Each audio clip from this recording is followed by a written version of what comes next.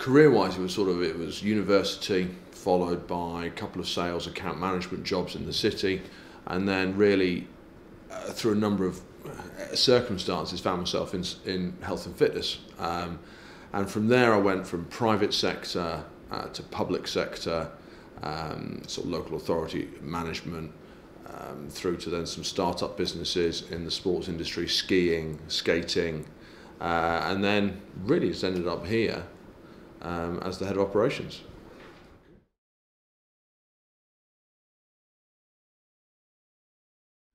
My role in the business is to support the CEO and the vision of the board and the vision of the University of Surrey, and to enable my team to do what they do best, which is deliver exceptional service to multiple stakeholders. Because you consider here we're talking about university, the students, elite sport with the WRFU, the RFU Harlequins, and the paying customers. So my role here is to empower the team and to allow the team to develop and the managers to develop to deliver their best. In terms of advice getting into the industry, I feel a little fraudulent saying, because I came here a little bit by chance, but the one thing I've realised is sport is not health and fitness. So a health and fitness qualification is not working in sport, and that's where I went wrong right at the beginning. But now I actually believe that you should gain an expertise in marketing or sales or operations or health and safety, whatever it is that you are good at, and then try and funnel that to sport. So become a subject matter expert in something before you choose the industry, because that way you've always got something to fall back on as well.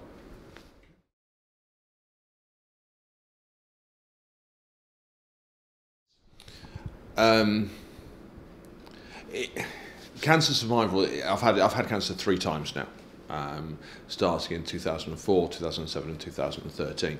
And what's happened is it's robbed a lot of momentum out of my career.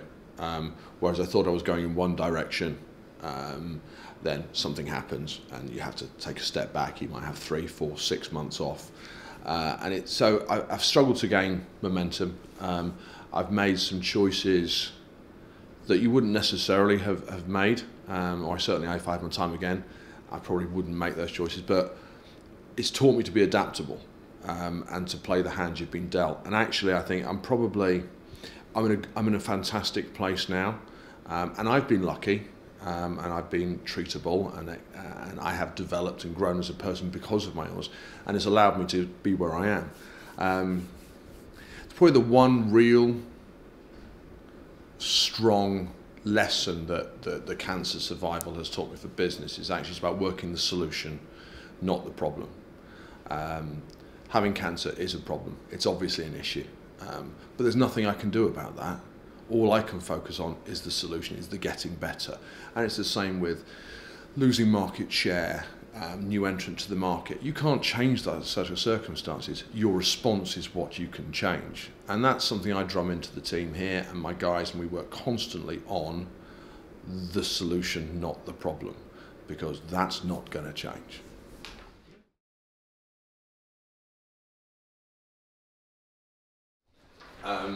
The qualities of leadership in the sports industry, I don't generally believe they differ from the qualities of leadership needed outside of this industry.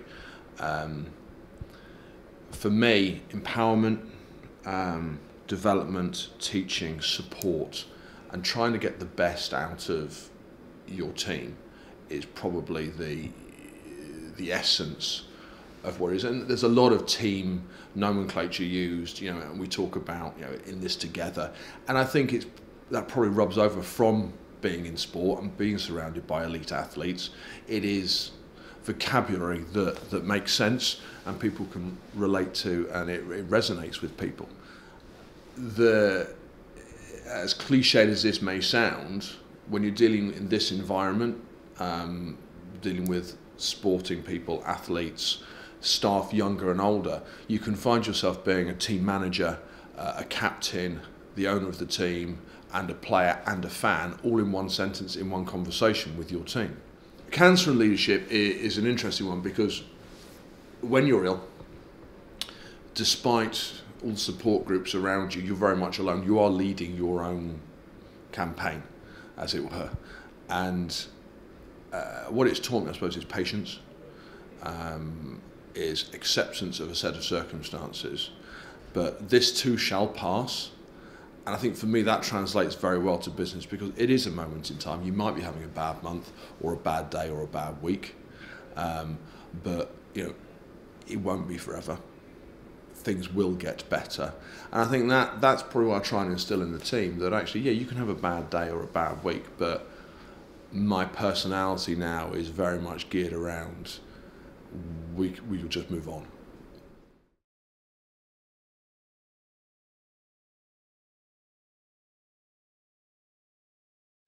Advocacy and fundraising for me is what I can do to make a difference now. I've raised quite a lot of money for charity in the past, but now advocacy is really where I'm most passionate. Destigmatising cancer, helping people who don't necessarily have the support network around them that I did, don't necessarily have the understanding of the ability to talk to their peers as comfortably as I was able to. If I can make one person just feel a little bit inspired or a little bit more motivated, then really that's what I want. Fundamentally, that role as an advocate, as an ambassador for there is life with cancer, there is life without cancer. I mean, I've been battling. I don't like the vocabulary particularly, but I've been managing a relationship with cancer for a decade now, and I'm cancer free at this moment in time. And I hope to always be cancer free, but I'm realistic enough to accept that it might come back.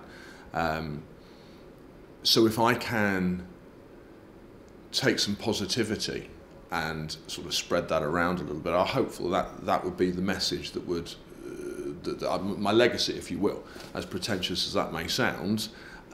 If that's the difference I can make, then that would be great.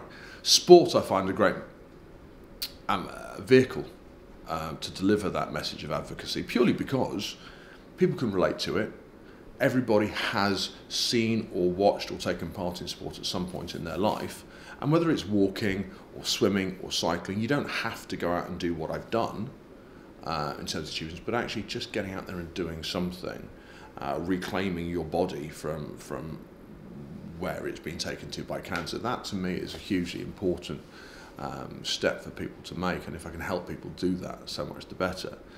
In terms of my career, obviously cancer has shaped my career, but what my career has given me now is the ability to talk to different people, from CEOs through to every person in the gym, because actually I've worked across that spectrum, and now I can hopefully impact and influence. I mean, I'm talking to a charity, I would like to join their board, and hopefully that's possible because of my skill set. But I'm talking to a friend of mine whose father is in hospital now, and that's a social relationship. So hopefully my career has actually informed my ability to talk across different levels.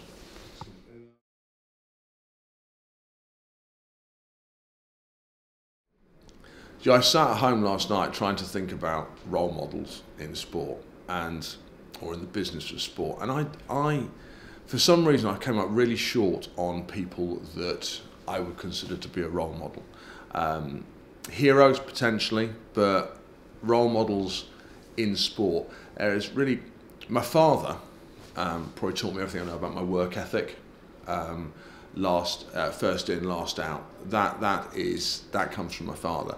And I suppose the most current and relevant one is Dave Brailsford, and the aggregation of marginal gains is something that we work quite hard on here to try and just squeak out that extra 1%.